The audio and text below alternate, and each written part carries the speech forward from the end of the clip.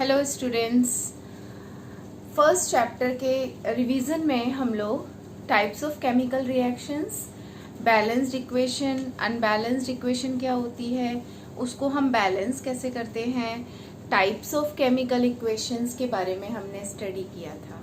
Got it? So and उनके examples के बारे में स्टडी किया था क्योंकि ये चैप्टर आपके एग्जाम में आने वाला है। So today we will also discuss remaining part of first chapter which is chemical reactions and equations। ठीक है, तो हम लोगों ने कौन कौन सी रिएक्शन स्टडी कर ली थी? Combination reaction, decombination reaction.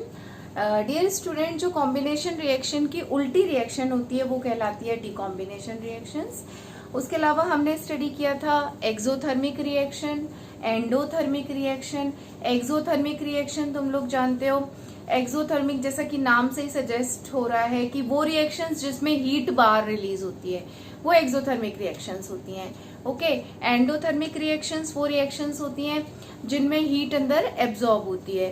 तो जो रेस्पिरेशन होती है, respiration is called exothermic in nature. Means जब हम सांस लेते हैं तो बाहर हमें थोड़ी सी जो गैस रिलीज होती है, जो ऑक्सीजन रिलीज होती है वो आपकी कार्बन डाइऑक्साइड जो रिलीज होती है वो उसके साथ थोड़ी सी हीट भी बाहर निकलती है। तो respiration is called exothermic reaction, while digestion is called endothermic. क्योंकि डाइजेशन में हम बहुत we eat bigger molecules and to decompose them heat is required, so digestion is called endothermic reaction. Got it?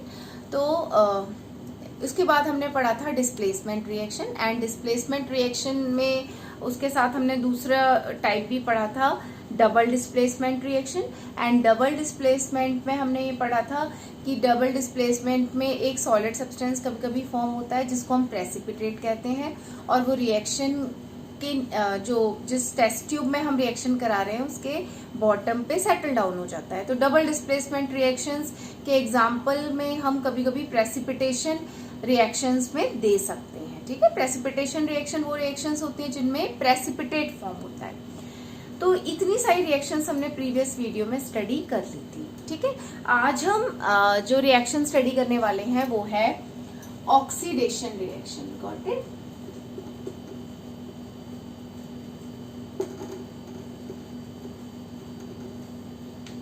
Oxidation reaction.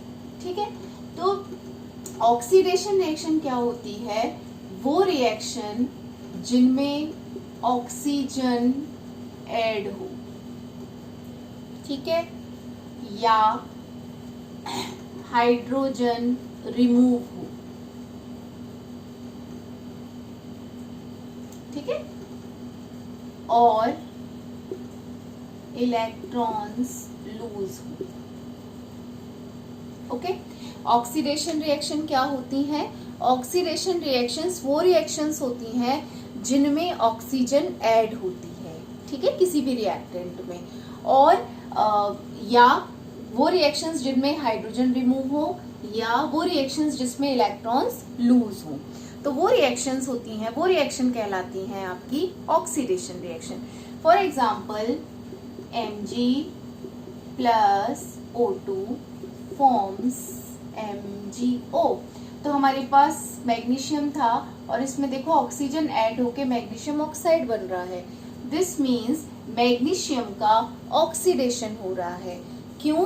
Because in magnesium in reactant side we have magnesium, while in product side we have magnesium oxide, so magnesium का oxidation हो रहा है। Got it? अब हम देखें electron के concept में, अगर हम देखें तो डियर स्टूडेंट्स, इलेक्ट्रॉन्स के कॉन्सेप्ट में हम क्या निकालते हैं? सबसे पहले ऑक्सीडेशन नंबर कैलकुलेट करते हैं। ठीक है, तो अगर हम ऑक्सीजन के बेसिस पे पहचाने, ठीक है, हाइड्रोजन के बेसिस पे पहचाने, अगर ये दोनों चीजें किसी रिएक्शन में नहीं है और तुमसे पूछा जा रहा है कि ऑक्सीडेशन हो रहा है या रिडक्शन हो रहा है, तो हम ऑक्सीडेशन नंबर कैलकुलेट करके बता सकते हैं ऑक्सीडेशन हो रहा है या रिडक्शन हो रहा है। ठीक है, तो आगे की रिएक्शन में मैं आपको ये एक्सप्लेन करूंगी। नेक्स्ट है आपका, नेक्स्ट रिएक्शन है रिडक्शन रिएक्शन।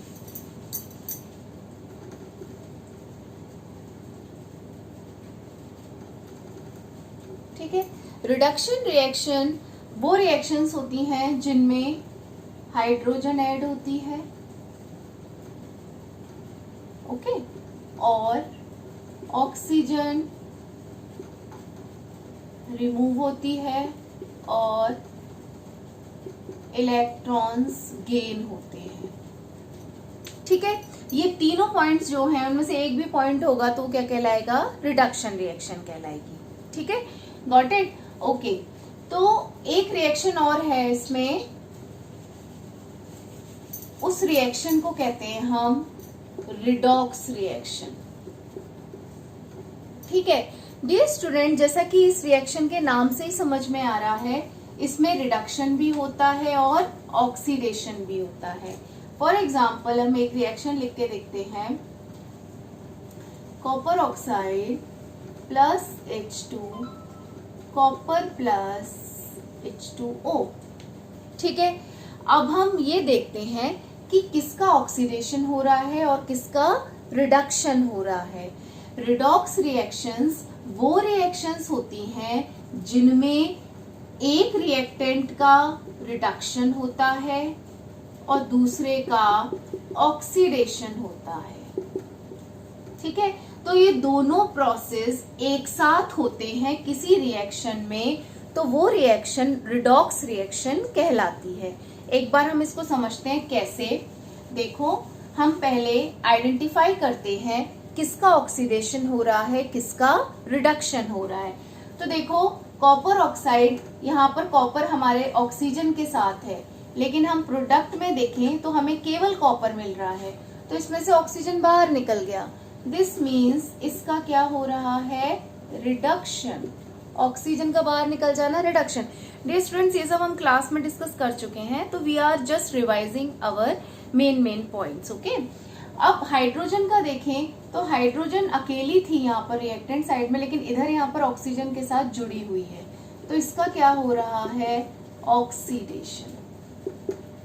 Got it. अब हमने ऑक्सीजन के बेसिस पे तो ये पता लगा लिया किसका ऑक्सीडेशन हो रहा है, किसका रिडक्शन हो रहा है, लेकिन हम इलेक्ट्रॉन्स के कॉन्सेप्ट में देखें, जो मैं पहले बता रही थी, तो हम क्या करते हैं, ऑक्सीडेशन नंबर निकालते हैं सबसे पहले हर एलिमेंट का। अब दिमाग में क्वेश्चन आता है कि ऑक्सीडेशन नंबर क्या होता है। ऑक्सीडेशन नंबर क्या होता है कि जब एक एलिमेंट दूसरे एलिमेंट के साथ जुड़ता है तो उस पर क्या चार्ज आता है, this charge is called oxidation number. Got it. और इसके लिए ना ऑक्सीडेशन नंबर निकालने के लिए कुछ रूल्स हैं। क्या रूल है कि अगर कोई एलिमेंट है जुड़ा हुआ नहीं है किसी के साथ, तो इसकी ऑक्सीडेशन स्टेट हमेशा क्या होती है, 0 होती है, ठीक है। अगर एक कंपाउंड होता है, ये भी एलिमेंट है, ये भी एलिमेंट है, दोनों एलिमेंट जुड़ के एक कंपाउंड बन गए, तो एक कंपाउंड के ऊपर कोई चार्ज नहीं है, देखो, तो इसका टोटल ऑक्सीडेशन चार्ज क्या है, 0, ठीक है। तो हम एक का चार्ज निकाल लेते हैं, एक का चार्ज हमें पता होता है, तो उसके रिस्पेक्ट में हम इसका कैलकुलेट कर लेते हैं, इसका कितना चार्ज आएगा कि इसका चार्ज 0 हो जाए। तो अगर इसका -2 है तो ऑब्वियस सी बात है इसका क्या निकलेगा, +2, कैंसिल होके क्या चार्ज आएगा, 0। तो एक न्यूट्रल कंपाउंड में हम एक नॉन मेटल का चार्ज फिक्स होता है हमेशा, तो उसके चार्ज के अनुसार दूसरे एलिमेंट का चार्ज कैलकुलेट कर लेते हैं, ठीक है। अब यहाँ पर हम कैलकुलेट करते हैं, ओके, इलेक्ट्रॉन से जुड़ा कॉन्सेप्ट, इलेक्ट्रॉन ऑक्सीडेशन नंबर निकालते हैं सबसे पहले,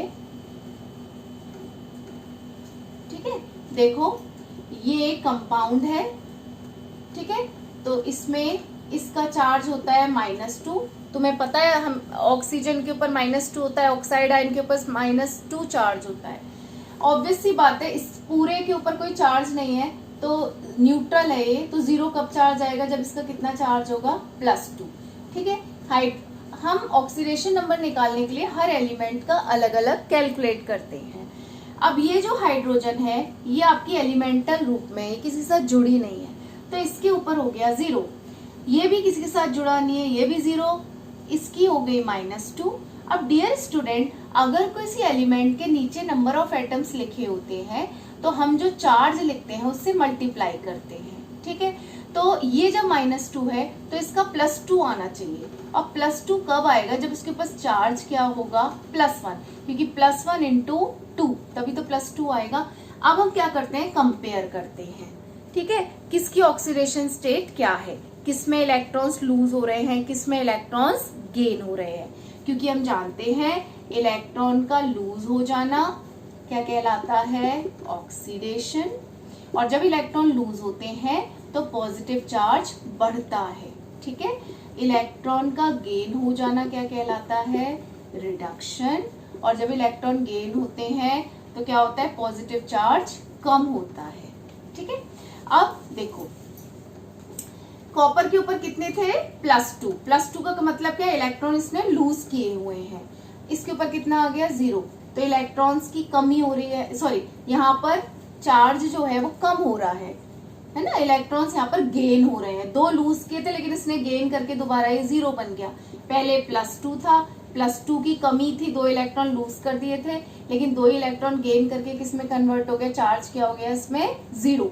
तो हमेशा याद रखना, अगर चार्ज बढ़ रहा है तो ऑक्सीडेशन, और चार्ज अगर घट रहा है, ठीक है, प्लस चार्ज बढ़ रहा है तो ऑक्सीडेशन, अगर घट रहा है तो रिडक्शन, ओके। तो देखो यहाँ +2 था, यहाँ 0, तो इसका क्या हो रहा है, ऑक्सीडेशन। यहाँ पर देखो ये 0 है इसका, और यहाँ क्या हो रहा है, +1, तो यहाँ पर देखो चार्ज बढ़ रहा है प्लस में, तो इसका क्या हो रहा है, ऑक्सीडेशन। तो यहाँ से कंफर्म भी हो गया। तो हम इलेक्ट्रॉन से रिलेटेड भी ऑक्सीडेशन और रिडक्शन बता सकते हैं, और हम ऑक्सीजन के जुड़ने को दिखाने से भी रिडक्शन और ऑक्सीडेशन समझा सकते हैं, ठीक है। तो मैंने तुम्हें भी क्या बताया कि जब किसी एलिमेंट में ऑक्सीजन जुड़ती है, या हाइड्रोजन निकलती है, या इलेक्ट्रॉन्स जुड़ते हैं, तो क्या कहलाता है, इलेक्ट्रॉन्स लूज होते हैं तो क्या कहलाता है, ऑक्सीडेशन, ठीक है।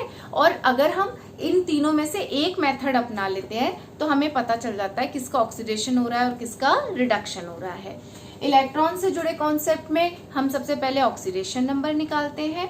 ऑक्सीडेशन नंबर निकाल कर हम ये देखते हैं कि किसमें इलेक्ट्रॉन जुड़ रहे हैं और किसमें इलेक्ट्रॉन लूज हो रहे हैं, उस आधार पे हम इनका ऑक्सीडेशन नंबर निकाल लेते हैं। तो dear student, generally redox reactions वो रिएक्शंस होती हैं जिनमें ऑक्सीडेशन नंबर चेंज होता है। अब देखो यहाँ +2 था, या 0 हो रहा है, तो ऑक्सीडेशन नंबर चेंज हो रहा है, ठीक है।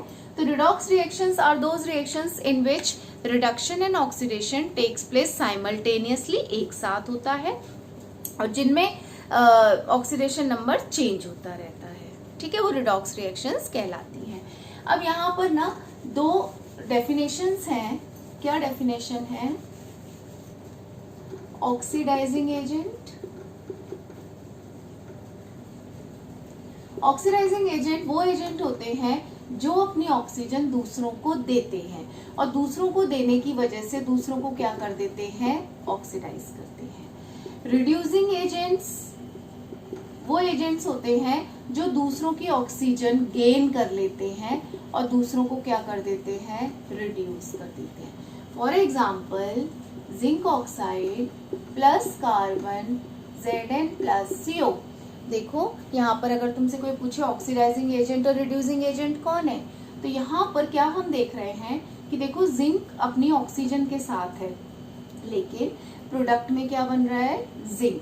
तो इसका मतलब जिंक ने अपनी ऑक्सीजन इसको दे दी, because it loses its oxygen to carbon, so it is called oxidising agent.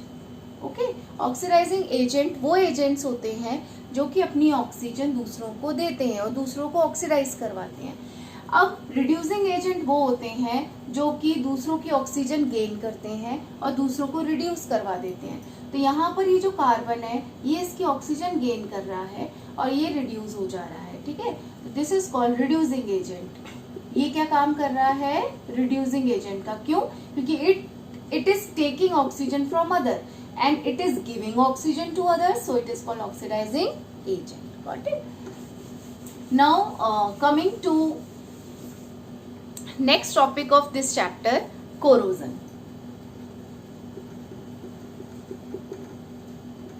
Okay, what is corrosion? corrosion जो होता है eating away of the metals by atmospheric chemicals. क्या होता है कि जब हम मेटल को ओपन छोड़ देते हैं तो उसके ऊपर की जो सरफेस होती है वो एयर, है ना, वाटर या केमिकल्स की वजह से डिग्रेड होना शुरू हो जाती है। इस वजह से हमारी मेटल धीरे धीरे खराब हो जाती है। This process is called corrosion. और इसका सबसे अच्छा एग्जाम्पल होता है आयरन की मेटल को जब हम ओपन छोड़ देते हैं तो आयरन एटमॉस्फेरिक ऑक्सीजन के साथ रिएक्शन करके आयरन ऑक्साइड बना लेती है, और उसमें पानी भी होता है, कुछ वाटर वेपर, कितना होता है ये हमें पता नहीं है, तो XH2। सबसे अच्छा एग्जाम्पल है कोरोजन का रस्टिंग इन आयरन। ओके, जो सिल्वर होती है ना, हम सिल्वर के अगर ऑर्नामेंट्स पहनते हैं तो सिल्वर कुछ टाइम बाद ब्लैक हो जाती है, इसका मतलब सिल्वर भी कोरोड होती है। और सिल्वर का कोरोजन हमें किस रूप में दिखता है? ब्लैक कलर में। तो सिल्वर क्या बना लेती है? Silver sulphide. सिल्वर सल्फाइड बनने की वजह से जो सिल्वर होती है वो ब्लैक कलर की हो जाती है। दूसरा कॉपर। कॉपर जो होता है, कॉपर के जैसे सिक्के होते हैं, कॉपर के बर्तन होते हैं, थोड़े टाइम बाद कॉपर अपने अंदर ग्रीन कलर की कोटिंग हो जाती है उसके अंदर। तो इसका मतलब कॉपर का जो कोरोजन है वो ग्रीन कलर में हमें दिखाई देता है। तो क्या बनने की वजह से वो ग्रीन हो जाती है? Copper carbonate dot copper hydroxide. Got it? So अब हम क्या करें, इससे बचने के लिए हम इसमें पेंट कर दें तो सरफेस कांटेक्ट में ही नहीं आ पाएगी। कांटेक्ट में नहीं आ पाएगी तो बच जाएंगी हमारी मेटल्स। पेंट कर सकते हैं हम, एलॉइंग मतलब एक मेटल को दूसरी मेटल के साथ मिक्स कर सकते हैं, और ग्रीस लगा सकते हैं उसके ऊपर। ठीक है, so this is how we can prevent the our metals from corrosion. एक क्वेश्चन है इसमें कि जो आयरन होता है, सॉरी जो एल्यूमिनियम होता है वो आयरन से ऊपर होता है, ठीक है, इसमें सबसे जल्दी कोरोजन होना चाहिए और होता भी है, लेकिन इसके फिर यूटेंसिल्स बनाए जाते हैं, बर्तन बनाए जाते हैं। क्यों? क्योंकि क्या होता है, एल्यूमिनियम अपने ऊपर ऑक्सीजन की रिएक्शन से लगातार एल्यूमिनियम ऑक्साइड की लेयर जमा लेता है। अब ये जो एल्यूमिनियम ऑक्साइड की लेयर होती है ये फर्दर एल्यूमिनियम को कोरोजन होने से बचाती है। ठीक है, so aluminium utensils are used in our kitchen. Okay, अब एल्यूमिनियम की अगर हम कोटिंग करते हैं ना किसी चीज पे तो वो कहलाता है आपका एनोडाइजेशन, और अगर हम जिंक की कोटिंग करते हैं तो वो कहलाता है आपका गैल्वेनाइजेशन। ठीक है, तो this is how we can prevent our metals from corrosion. ठीक है, so coming to last topic of this chapter, it is called rancidity।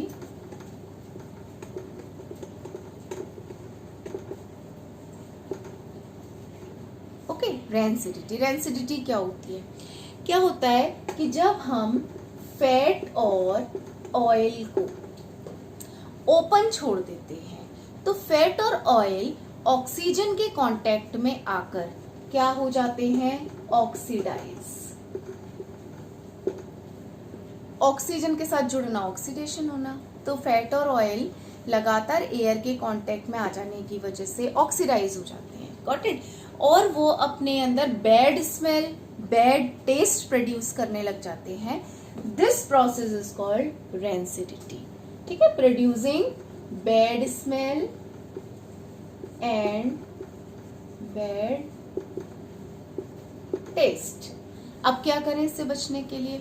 अब क्या होता है जनरली कि जो चिप्स, कुरकुरे, इन सब के पैकेट्स होते हैं, नमकीन के पैकेट होते हैं, तो इन सभी को ना फैट या ऑयल में फ्राई किया जाता है। तो अब हम इनको भी ओपन छोड़ देंगे तो ये भी बैड स्मेल प्रोड्यूस करने लग जाएंगी। तो रेंसिडिटी से बचने के लिए हम क्या करते हैं कि नाइट्रोजन गैस, कौन सी गैस को अंदर डालते हैं? इनर्ट कंसीडर की जाती है ये, और वो गैस होती है नाइट्रोजन।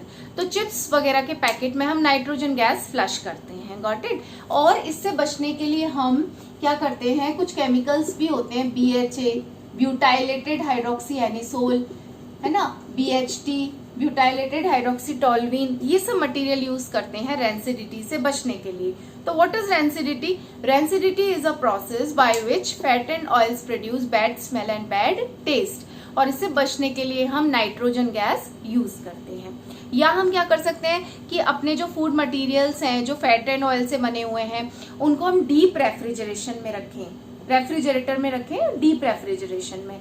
और या फिर हम क्या कर सकते हैं कि एयर टाइट कंटेनर्स में उनको बंद करके रखें जिससे एयर अंदर ना आ पाए, क्योंकि हमारा जो मेन काम खराब कर रही है वो एयर है, ऑक्सीडेशन से बचाना है हमें। Got it? So this is all about this chapter. Okay, so we have finished our first chapter revision. I hope that आपको समझ में आया होगा ये चैप्टर, और न्यू एडमिशन्स जितने भी हैं वो इस चैप्टर की वीडियो जरूर देखें क्योंकि एग्जाम में आएगा ये चैप्टर, और अच्छे से प्रिपरेशन करें। उन्हीं के लिए बेसिकली ये दोबारा से एक्सप्लेन और मेन पॉइंट्स किए गए हैं। Got it? So let's move on our second chapter. हमारा सेकेंड चैप्टर है एसिड्स, बेसेस एंड सॉल्ट्स। ठीक है, acid, base and salts. Got it? इस सेकेंड चैप्टर में क्या बताया गया है, क्या है ये?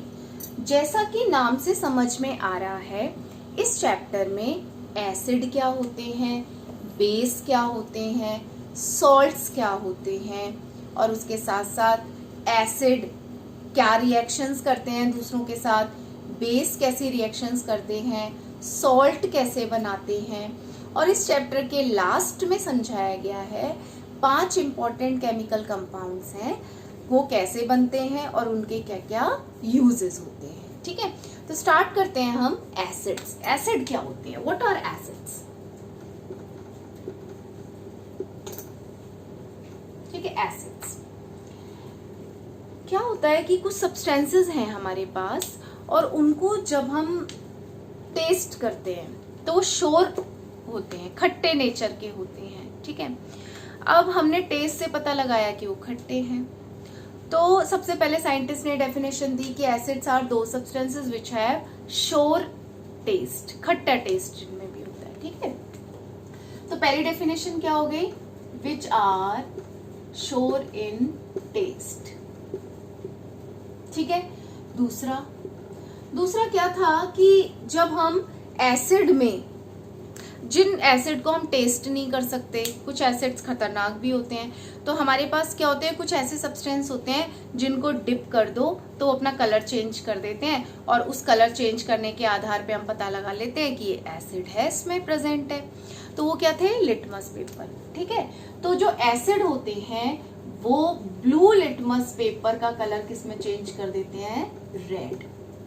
ठीक है, अब क्या हुआ कि साइंटिस्ट लोगों ने, दूसरी कम्युनिटी ने ये बोला कि कुछ एसिड ऐसे भी होते हैं जो ये प्रॉपर्टी शो नहीं करते, जिनको हम टेस्ट नहीं कर सकते, जो लिटमस पेपर पे भी कलर चेंज नहीं करते, उनके लिए हम कौन सी डेफिनेशन करें? तो उनके लिए एक डेफिनेशन ये की गई, एसिड्स वो सब्सटेंसेस हैं जो वाटर में डिसॉल्व होकर H+ आयन प्रोड्यूस करते हैं। Acids are those substances which produce H+ ion when they dissolve in water। तो फिर इन तीनों चीजों को कंबाइन किया गया और एसिड के लिए डेफिनेशन दी गई कि acids are those substances which have shore in taste, they turn blue litmus paper into red and they produce H+ ion। और जो एसिड की मेन डेफिनेशन है वो यही है कि एसिड वो सब्सटेंस है जिसको जब हम पानी में डिसॉल्व करते हैं तो H+ आयन प्रोड्यूस करता है। अगर बेशक वो एसिड है, ठीक है, एसिड कोई भी सब्सटेंस जब कहा जाएगा जब वो पानी में H+ आयन प्रोड्यूस करेगा। Got it? फॉर एग्जाम्पल हम देखते हैं इसमें HCl,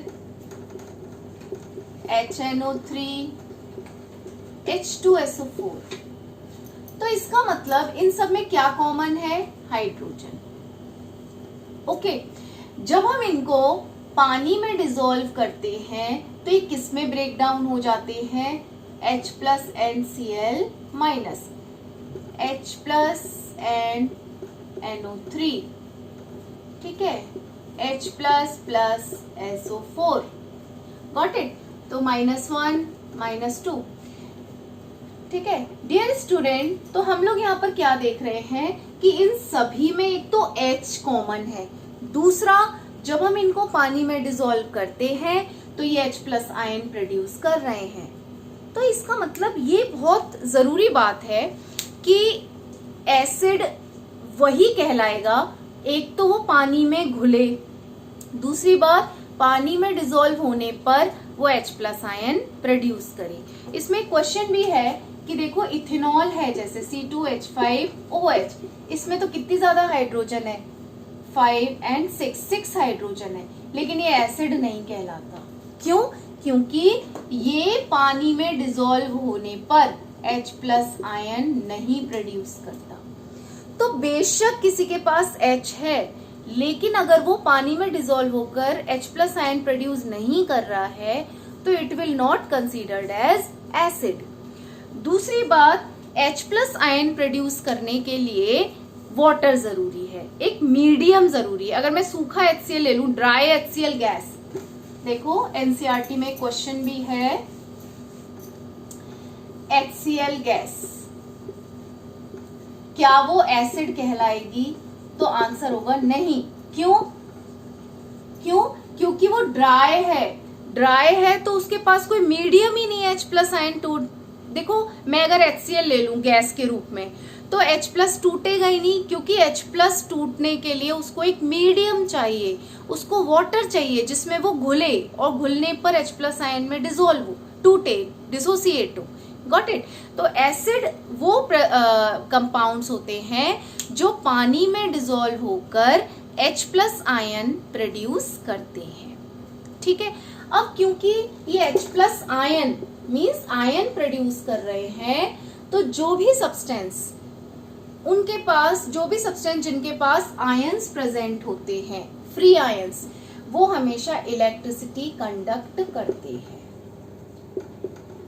ठीक है। तो क्या होता है कि जब हम एसिड को पानी में डिसॉल्व करते हैं तो किस रूप में टूट जाते हैं? H plus and Cl minus में, मतलब पानी में इस स्टेट में घुले हुए रहेंगे। तो इट इज कॉल्ड एज, किसको घोला है हमने? एसिड को। किस में? वाटर में। तो it is called aqueous. Aqueous word use किया जाता है वाटर के लिए, तो एक्वस सॉल्यूशन ऑफ एसिड। तो एसिड का जो एक्वस सॉल्यूशन होता है, it contains H plus ion, क्योंकि वो पानी में घुले हुए हैं। तो aqueous solution of acid conduct electricity. क्यों? क्योंकि फ्री आयंस जो होते हैं वो इलेक्ट्रिसिटी को एक किनारे से दूसरी किनारे तक ले जाते हैं। तो जिस किसी सब्सटेंस में फ्री आयंस प्रेजेंट होंगे, ठीक है, वो हमेशा इलेक्ट्रिसिटी कंडक्ट करेगा। यही रीजन है कि देखो जो रेन वाटर होता है ना, उसमें फ्री आयंस होते हैं, तो इसीलिए इलेक्ट्रिसिटी कंडक्ट करता है। लेकिन जो आरओ वाटर होता है, डी आयनाइज्ड वाटर होता है, लैब में क्या प्रेजेंट होता है? D ionised water, mineral water, okay, RO water, इन सभी में क्या होता है? आयंस नहीं होते।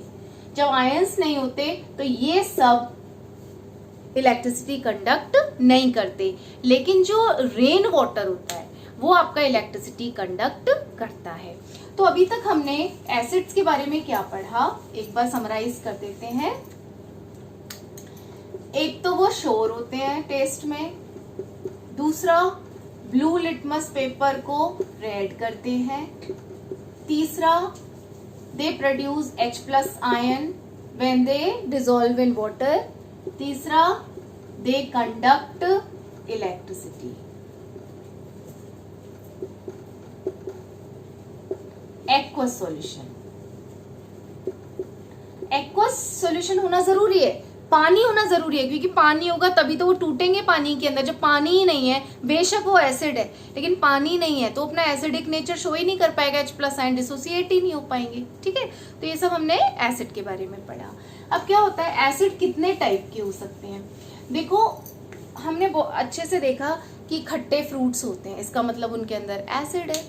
तो जो एसिड्स नेचर में पाए जाते हैं, नेचुरल सोर्सेज में प्रेजेंट है, ठीक है, जो एसिड्स नेचुरल सोर्सेज में प्रेजेंट होते हैं वो कहलाते हैं आपके नेचुरल एसिड्स या ऑर्गेनिक एसिड्स। ठीक है, तो जो एसिड्स नेचुरल सोर्सेज में प्रेजेंट हैं, ठीक है, वो एसिड कहलाते हैं ऑर्गेनिक एसिड या नेचुरल एसिड्स। फॉर एग्जाम्पल देखो लेमन में कौन सा एसिड प्रेजेंट होता है, क्यों खट्टा होता है, कौन से एसिड की वजह से वो खट्टा होता है, सिट्रिक एसिड। एप्पल ग्रीन वाले, उनमें क्या प्रेजेंट होता है, मैलिक एसिड। इमली टैमरिंड, ठीक है, टार्ट्रिक एसिड। ठीक है, आंट स्टिंग क्या होता है कि देखो ये जो एसिड होते हैं ना, वो जब भी कहीं हम एसिड्स को टेस्ट भी करते हैं तो बर्निंग टेस्ट होता है उनका, जलने वाली फीलिंग आती है। कभी कभी हम नींबू भी ज्यादा ईट करते हैं तो हमें बर्निंग टेस्ट जैसा फील होता है। तो ये जो बर्निंग टेस्ट होता है ना, this is called as corrosive. ठीक है, तो एसिड्स जो होते हैं ना कोरोसिव नेचर के होते हैं, बर्निंग जैसा सेंसेशन हमें देते हैं। तो क्या होता है कि जब हमें कोई आंट होती है या मधुमक्खी होती है, वो काटती है हमें, तो हमें कितनी बर्निंग जैसी फीलिंग आती है, कोरोसिव लगता है, हमें जलते हैं हम। तो इसका मतलब इसके जो आंट्स हैं, जो बीज हैं, उनके अंदर भी एसिड प्रेजेंट है। तो आंट स्टिंग में कौन सा एसिड प्रेजेंट होता है, मीथेनोइक एसिड या फॉर्मिक एसिड। ठीक है, फॉर्मिक एसिड। तो फॉर्मिक एसिड कैसा एसिड है, नेचुरल एसिड है। क्यों, आंट तो नेचुरल है। तो जो एसिड्स नेचर में प्रेजेंट होते हैं, नेचुरल चीजों में पाए जाते हैं, वो कहलाते हैं ऑर्गेनिक एसिड्स। ठीक है, for example lemon, citric acid. Lemon में कौन सा एसिड होता है, सिट्रिक एसिड होता है। एप्पल में मैलिक एसिड होता है ना, और टैमरिंड में टार्ट्रिक एसिड होता है। आंट स्टिंग में फॉर्मिक एसिड होता है। ठीक है, एक और है विनेगर,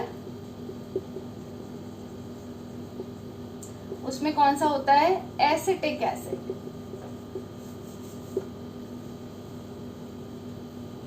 ठीक है, ओके। नेक्स्ट है आपका इसी में कि जो एसिड मैनमेड होते हैं, जो लैब में बनाए जाते हैं, उनको कहते हैं हम सिंथेटिक एसिड या मिनरल एसिड या इनऑर्गेनिक एसिड। जो एसिड नेचर में प्रेजेंट थे वो नेचुरल एसिड, ऑर्गेनिक एसिड, और जो एसिड नेचर में नहीं प्रेजेंट है, जिनको बनाया जाता है केमिकल्स के थ्रू, उनको कहते हैं हम मिनरल एसिड या inorganic acid. For example H2SO4, इसको क्या कहते हैं हम, सल्फ्यूरिक एसिड। ठीक है, HNO3, इसको क्या कहते हैं हम, nitric acid. Okay, HCl, hydrochloric acid. ठीक है, तो ये सब क्या है, मिनरल एसिड है। Got it, okay.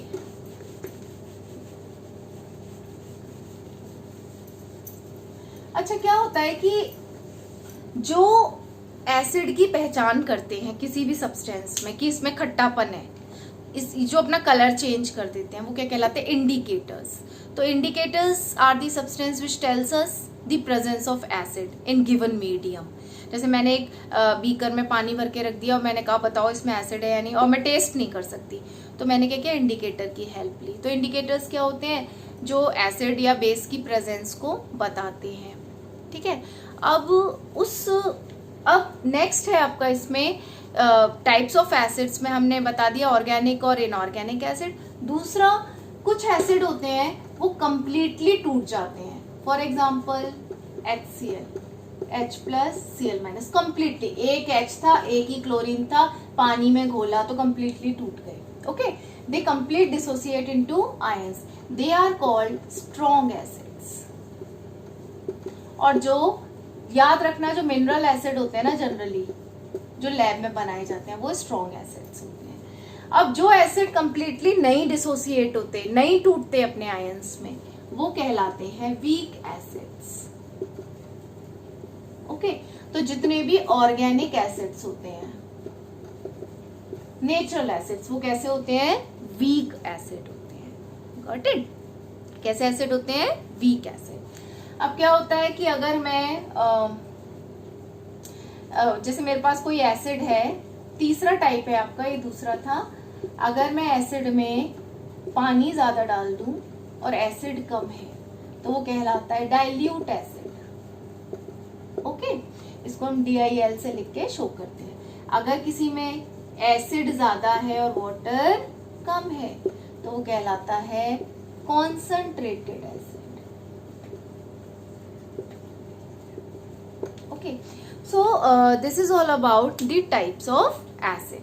हम कितने टाइप्स में उनको डिस्ट्रीब्यूट कर सकते हैं, उनका क्या नेचर होता है, एसिड किसे कहते हैं, ठीक है, ये सब आज की वीडियो में हमने पढ़ा।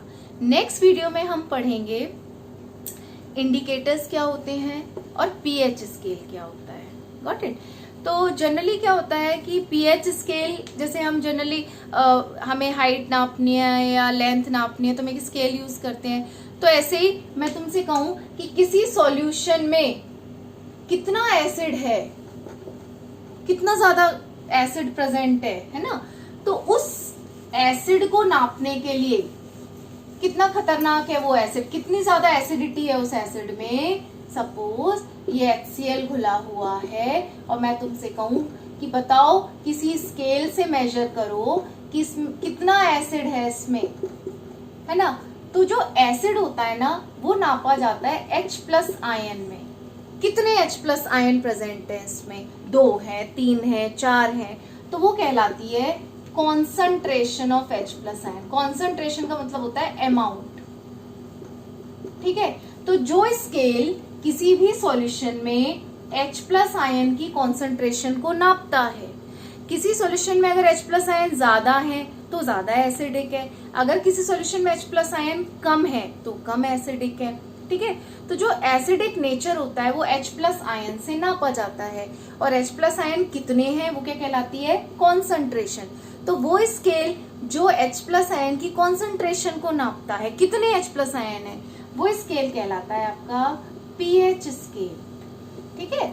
pH स्केल की फुल फॉर्म होती है पोटेंस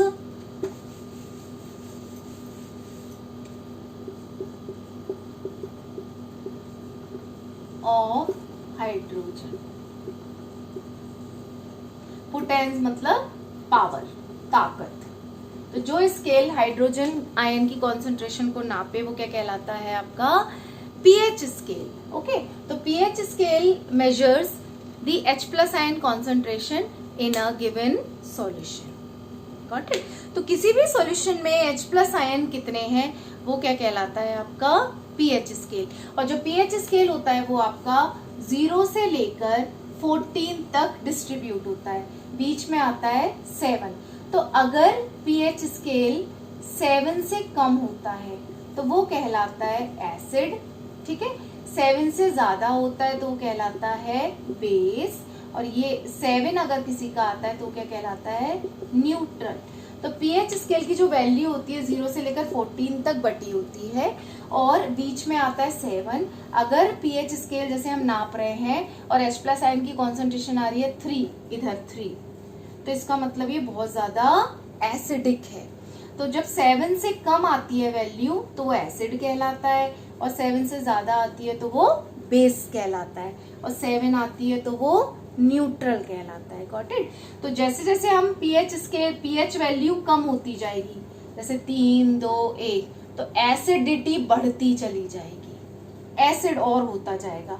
जैसे जैसे पीएच वैल्यू बढ़ती जाएगी वो कैसा हो जाएगा, बेसिक होता चला जाएगा। Got it? So this is all about the pH scale. Okay, so rest topics we will study, we will talk in next video. Okay, ये वीडियो बहुत अच्छे से देखना और एनसीईआरटी की बुक में लाइन बाय लाइन पढ़ना है आपको। ठीक है? Okay, thank you.